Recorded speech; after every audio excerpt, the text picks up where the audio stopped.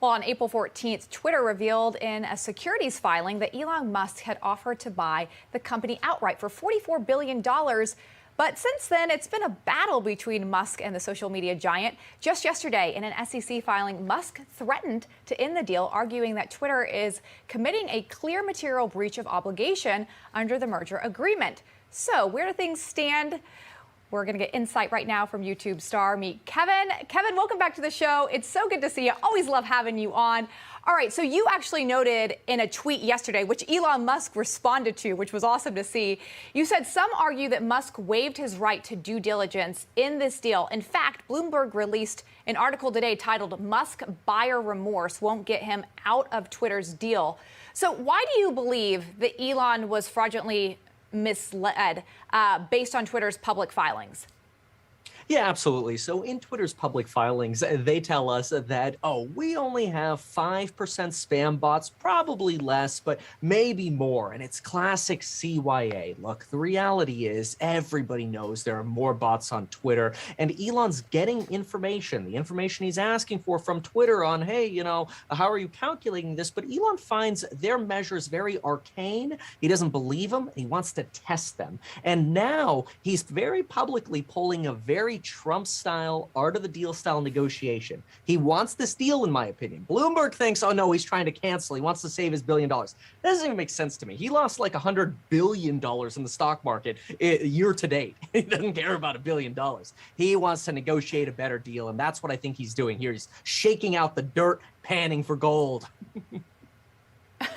Okay, so you don't think he is going to walk away from this deal? What if they do find out? Because Twitter's saying, hey, we're going to comply with you. We'll be transparent. If it does come out it's greater than 5%, do you think he'll walk, or that will help him get a better deal?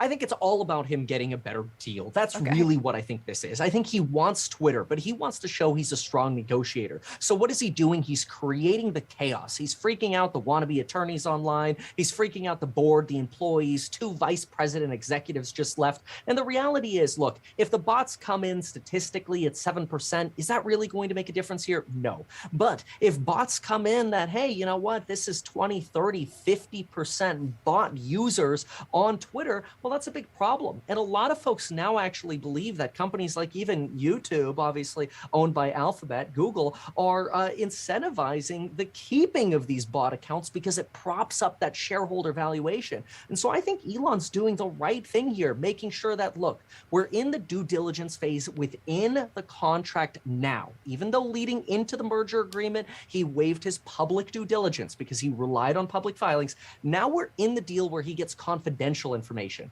And Twitter's not providing him confidential information that actually corroborates that 5%.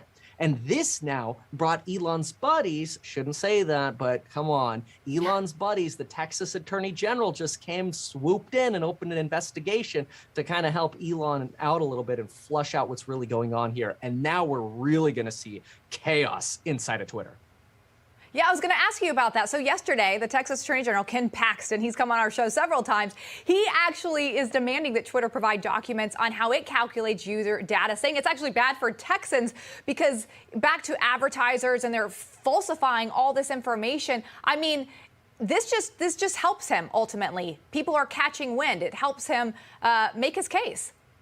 Oh, 110%. And not only do we have this investigation now, but in that document, that Texas Attorney General document, he makes it clear that now all employees at Twitter can have their personal and work cell phones, text messages, voicemails, emails, everything reviewed by the state of Texas. And if they delete information that shows Twitter is either being honest and that would be useful, or that Twitter's lying, they could get sanctioned by a court or face civil penalties. This is creating exactly what Elon wants. It's what I like to call chaos theory. The more people freak out, the more the stock valuation suffers, the more people get worried about lawsuits. And what does that mean? The more compelled the CEO and the board is able to say, or the more compelled they are to say, get this cancer out of my life, give them a 30% discount and walk. Now that upsets a lot of people because a lot of people, especially on the internet and investors, they have a lot of money in this deal. And so they want to see the sales price be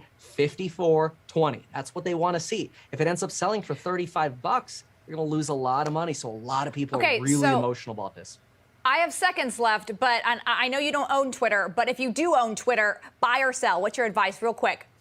I would not be in this at all. I have one share I was gifted. That's it. I ain't touching this with a 10-foot pole, but I do think the deal will get done, just get done a lot cheaper.